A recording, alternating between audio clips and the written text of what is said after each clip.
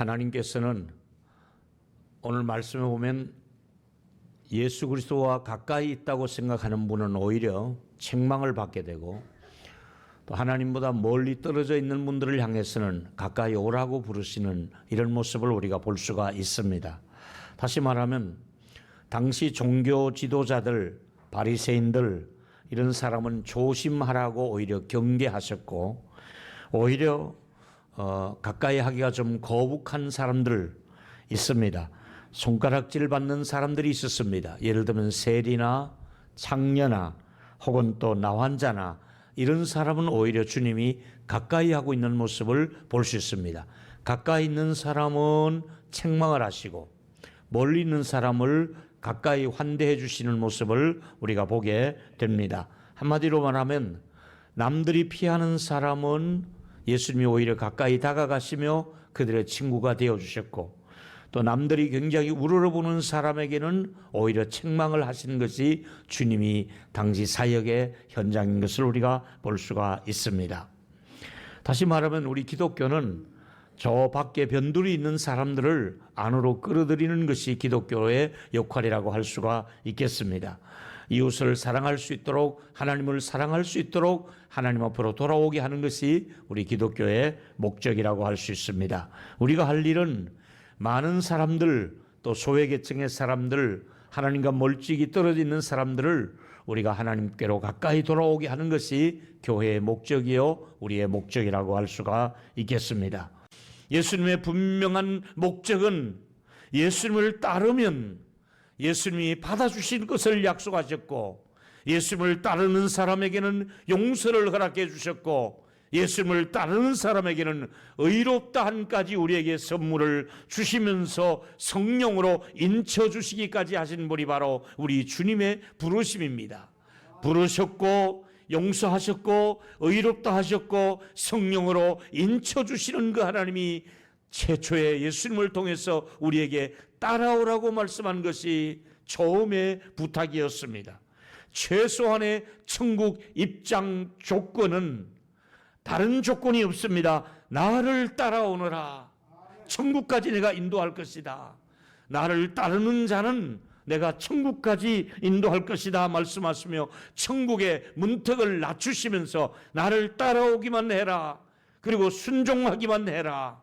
내가 너를 천국까지 인도할 것이다. 주님이 부르시고 따라오라고 말씀하셨는데 많은 사람이 주님을 따라가기를 거부하고 뒤돌아서는 모습을 보면서 누가 제자이며 누가 제자가 아닌가를 구분해야 될 필요가 있는 것이지요. 여러분, 오늘 메시지는 이겁니다. 제자답게 사십시오 하는 얘기입니다.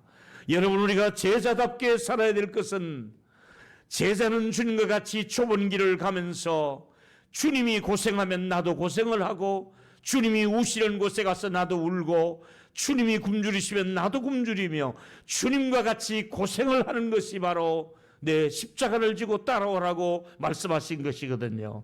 중심이 나 중심으로 살 수 있겠느냐? 너의 중심으로 살지 말고 나와 같이 살았으면 좋겠다. 나 중심으로 살자. 이것이 주님이 제자들에게 말씀하신 내용들입니다. 여러분, 혹시 아직도 나 중심으로 살고 계시는 분 계십니까? 이제 안으로 들어오라고 말씀하시면서 나와 함께 하자. 내 말을 좀 듣고 내 말과 함께 같이 좀 여정을 걸어가자 되지 않겠느냐, 이렇게 말씀하고 있는 것입니다. 여러분, 세상이 요동친다 할지라도 우리 주 예수 그리스도 안에서 여러분은 뺏기지 않은 존재인 것입니다. 아무리 주변 환경에 어떤 일이 있다 할지라도 예수님은 절대로 여러분을 놓지 않는 분입니다. 빼앗을 사람이 아무도 없습니다. 마귀가 아무리 공격한다 할지라도 우리는 그리스도 안에 있는 사람들이고 그리스도의 보호를 받는 사람들이고 그리스도께서 능력을 부여해 주시기 때문에 우리는 하나님의 능력에서 제외된 사람이 아니라는 것을 우리는 아셔야 될 것입니다. 여러분, 이 구원 문제에 있어서 만큼은 정말 우리가 염려하지 말고 예수를 따라야 되는 것입니다. 요즘 많은 사람들이 지나칠 정도로 염려병에 걸려 있습니다. 모든 사람이 염려합니다. 제가 이 시간에 다시 말씀드리겠습니다. 너희는 마음에 근심하지 말라, 염려하지 말라, 두려워하지 말라, 아무것도 걱정하지 말라. 오늘 한 주간도 염려 없이 한 주간을 사시기를 축원하겠습니다. 염려할 필요가 없습니다. 그래서 뭐라고 말합니까? 그냥 우리가 제자로서 내 삶을 점검하며 살아가면 됩니다. 제가 여러분에게 여러분이 구원받았는지 여러분을 좀 체크할 수 있도록 점검을 해보도록 하겠습니다. 첫 번째는 여러분 예수님을 구주로 고백하셨는가 묻고 싶습니다. 우리가 구원받음에 있어 첫 번째, 내가 예수를 영접해서 나의 구주라고 고백했는가? 예수를 나의 구주로 고백한 사람은 구원의 반열에서 틀림없이 그 구원을 받을 수 있습니다. 조금 더 질문을 하나 더 던진다면, 머리로만 그분을 믿는 것이 아니라 기꺼이 그분을 위해서 목숨까지 바칠 준비가 되어 있는가? 이렇게 물으면 이렇게 아멘하는 분도 있겠지만은, 그래서 난 목숨까지 주님을 위해서 내어놓기에는 조금 이제 주저하는 분이 있을 겁니다. 진심으로 회개했는가? 이렇게 물으면 예, 저는 회개했습니다 하는 분이 있는가 하면은 예, 아직 저는 회개가 좀 덜 된 것 같습니다, 이렇게 말을 한 분도 있을 것입니다. 아마 제가 세 가지 질문을 드렸는데 어떤 분은 여기서 저는 90% 자신이 있습니다 하는 분이 있을 것이고, 어떤 분은 저는 한 70% 정도는 가능하고, 아니 저는 한 40%밖에 안 됩니다 하는데, 어느 날 내가 90% 정도 그 질문에 대답을 했습니다마는 어느 날 90점 받았던 그 사람이 어느 날 이 사람이 30점으로 곤두박질을 칠 때가 오더라는 얘기입니다.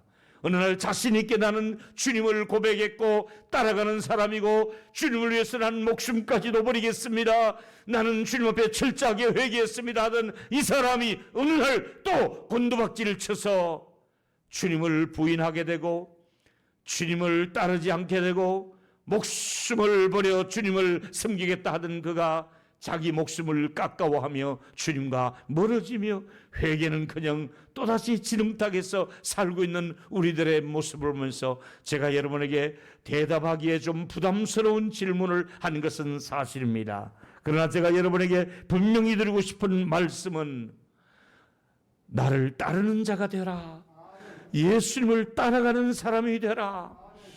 네가 구주로 고백하고 예수를 따르는 사람이 될 때, 예수를 따라가면 제자가 될 때에 나머지 문제는 내가 너에게 모든 것을 돌보며 너의 상황을 이해할 것이며 너를 다시 회복시켜 줄 것이다 말씀하시며 우리에게 따라오라고 말씀하고 있습니다. 그러면서 우리가 천국을 이렇게 우리에게 소개하고 있습니다. 마태복음 13장 44절에 보니까 우리가 천국을 가야겠는데 천국이 어떻게 소개되고 있습니까? 밭에 감추인 보화가 천국이라는 겁니다. 드러나지 않습니다. 평범한 밭에 그 속에 보물이 담겨 있는데 그게 바로 천국이라는 겁니다. 천국을 발견한 이 농부가 이 자기 밭이 아닙니다. 그래서 어떻게 합니까? 밭주인에게 찾아갔습니다.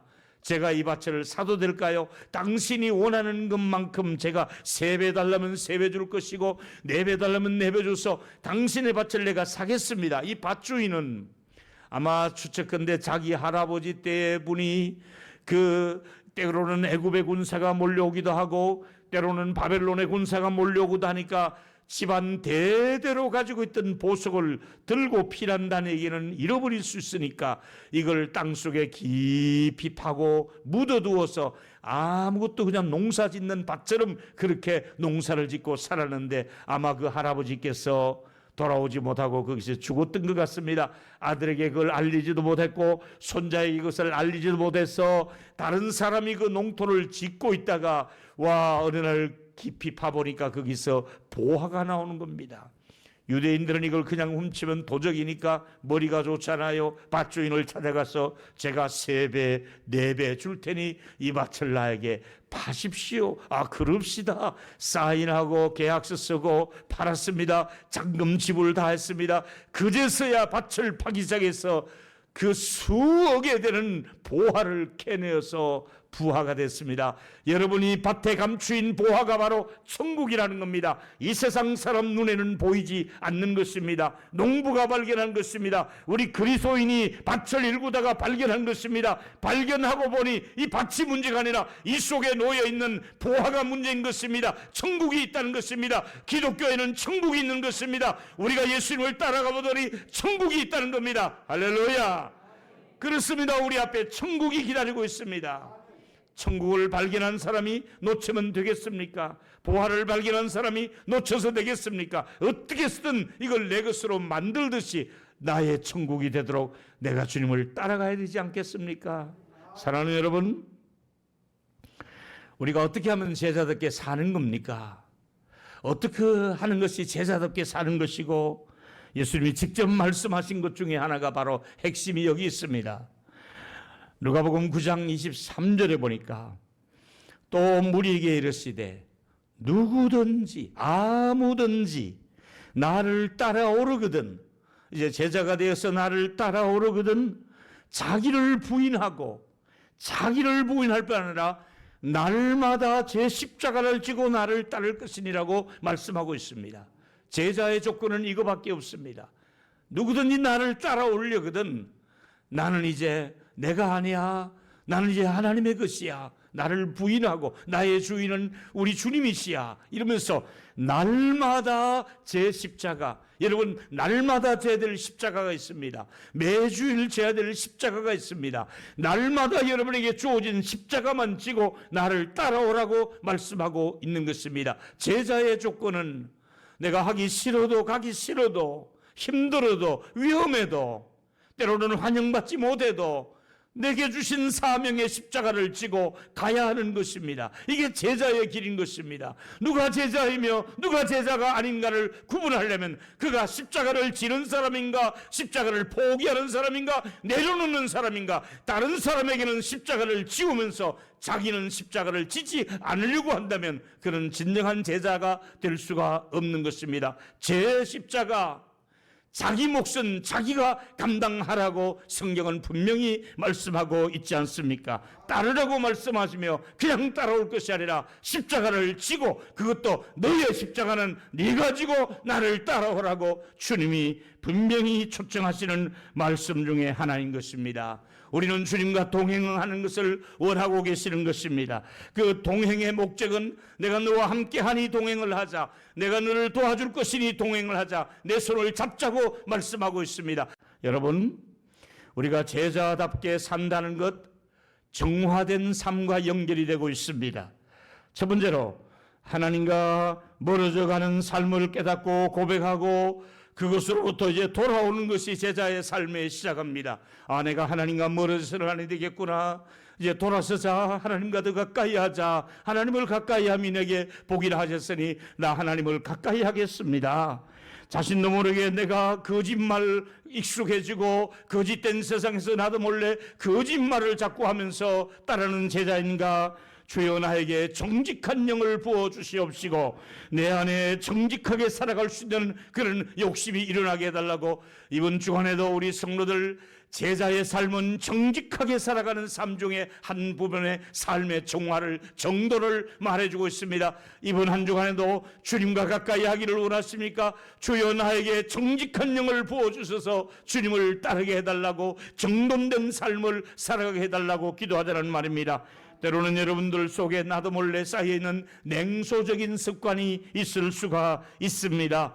여러 가지 다른 사람을 비판하거나 다른 사람을 못마땅하게 여기나 정죄했다면 이젠 여러분 그러지 마시기 바랍니다. 혹 여러분이 살다 보면 다른 부부가 굉장히 정말 깨가 쏟아지는 것처럼 재미있게 살고 있는 모습을 보거나, 혹은 다른 집에 자녀들이 좋은 학교를 가고 좋은 직장에 가고 또 좋은 며느리 사위를 보면서 좋은 가정을 이루어 나갈 때 여러분 속에 질투와 분노가 일어나면은 이건 아닙니다. 하나님, 저를 좀 정화시켜 주십시오. 정돈시켜 주십시오. 제 안에 정직한 영을 부어주시고 질투하지 않는 마음을 주시고 오히려 축복할 수 있는 마음을 주시옵소서. 이런 삶이 제자의 삶의 한 부분이라고 여러분에게 말씀을 드릴 수가 있겠습니다. 여러분, 감정이 하나님이 주시는 은혜로 잘 소화를 시킬 수 있고 감정대로 살지 말고 믿음으로 살고 말씀과 함께 살아갈 수 있는 저와 여러분이 되기를 축원하겠습니다.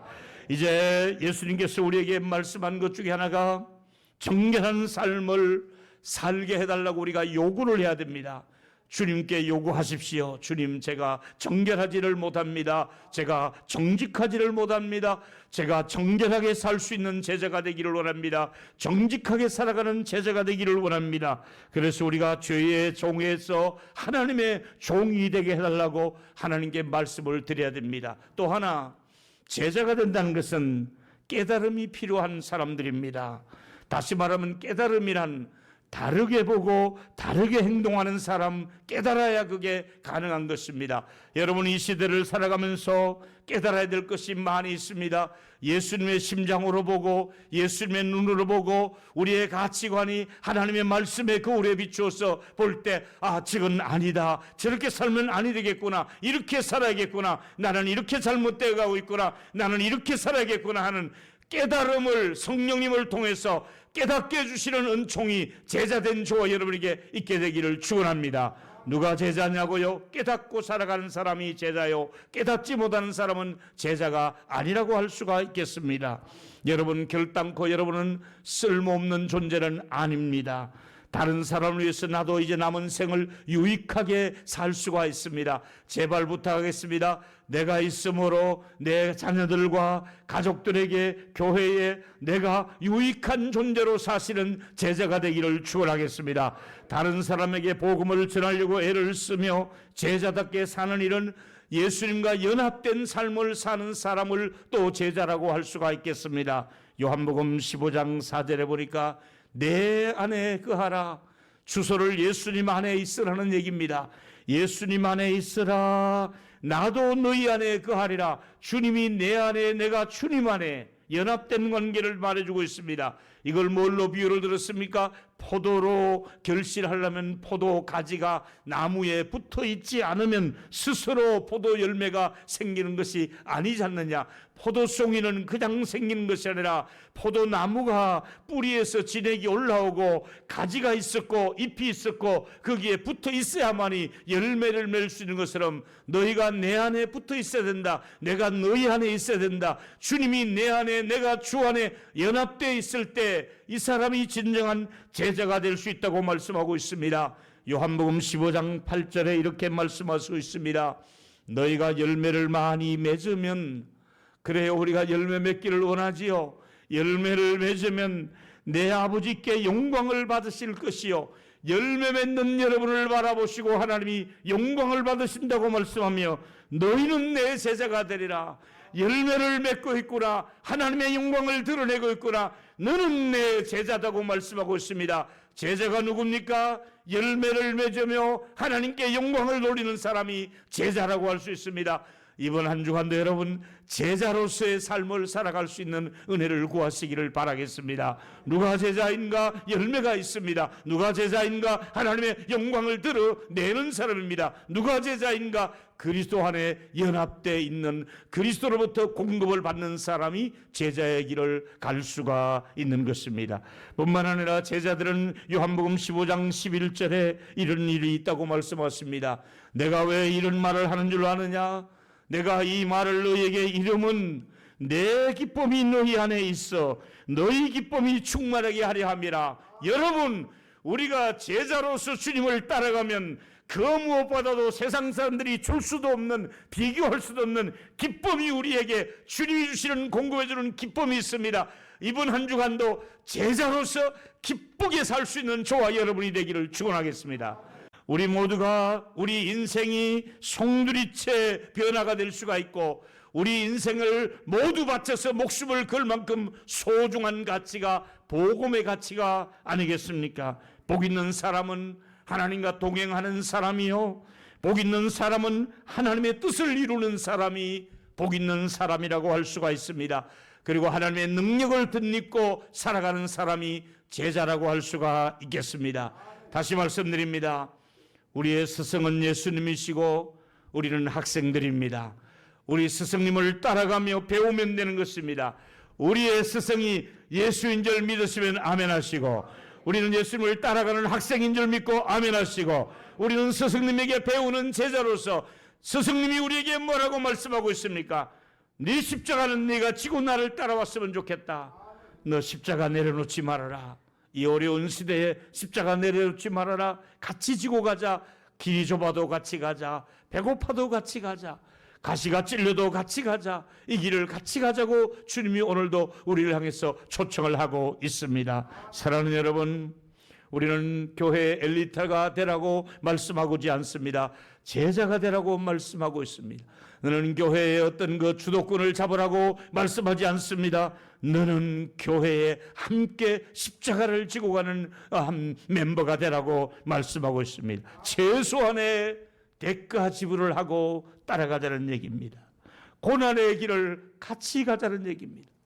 동일교회 교우 여러분, 또 코로나 때문에 현장에 나오지 못하고 아직도 온라인으로 예배드리는 분들을 다 이해합니다. 한 가지 바라는 것은 고난의 길입니다. 대가 지불은 같이 해야 됩니다. 제자입니다. 여러분의 머무시는 장소가 어디든지 이번 한 주간에는 주여 내가 제자로서 살기를 원합니다. 누가 봐도 사람들이 내가 그리스도의 제자인 줄 알게 하여 주시옵소서. 여러 사람 앞에 내가 주님을 모른다고 부인하지 않고 나는 주님을 따르는 제자입니다, 이렇게 말할 수 있을 정도로 이번 한 주간 우리 모든 분들이 제자로서의 삶을 살아갈 수 있는 저와 여러분이 되기를 축원하겠습니다. 결론을 이렇게 맺었습니다. 우리는 그리스도 안에서 제자로서 살아가야 될 사람들입니다. 이제 여러분, 최고의 선물이 무엇입니까? 위대한 초청장을 받고 살아가는 사람들이 제자답게 살아가는 성도들 아니겠습니까? 우리를 제자로 부르시려고 초청장을 주시면서 나와 같이 가자, 나에게 배우라, 너희 십자가를 지고 나를 따라오라고 말씀하셨습니다. 어제 여러분에게 적용할 말씀을 여기 넣었습니다. 코로나19가 장기화돼가는 이 시대에 당신은 예수님의 제자로 사시기를 주의 이름으로 축원하겠습니다. 코로나가 있어도 없어도 제자답게 살자는 얘기입니다. 환경에 어떤 어려움이 있어도 당신은 제자의 길을 같이 가자고 주님이 말씀하고 있는 것입니다. 마태복음 28장 19절 이하 마태복음의 마지막 기록을 읽으며 설교를 마무리하겠습니다. 그러므로 너희는 가서 모든 족속으로 제자를 삼아 아버지와 아들과 성령의 이름으로 세례를 주고 내가 분부한 모든 것을 가르쳐 지키게 하라. 볼지어다 세상 끝날까지 너희와 항상 함께 있으리라. 누구와 함께 합니까? 제자들과 함께 할 것을 약속했습니다.